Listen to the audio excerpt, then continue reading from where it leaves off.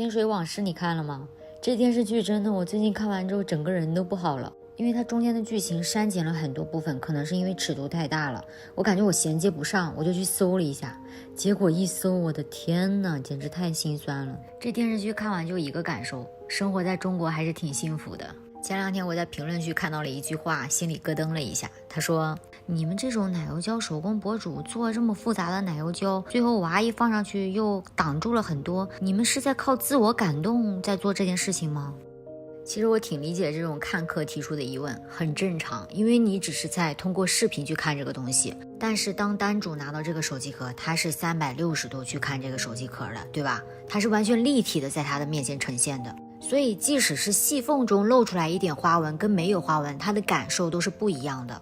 人家为什么要花这么多钱订个手机壳？不就是为了与众不同吗？完事最近还老有顾客跟我提要求，说老沙，我在你这儿订手机壳，你能不能把这个视频发出来？我想给我朋友炫耀一下。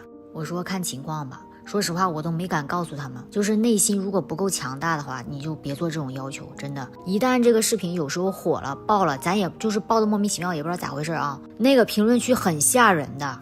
好听的话也有，但是难听的话也非常的刺耳。最后再跟老粉交代一下，为什么最近我更新变少了，因为我最近在做奶油胶 DIY 的直播间比较多，每天晚上7点钟准时的做陶瓷杯、保温杯、抽纸盒、小夜灯等等等等，反正是一个很解压的直播间。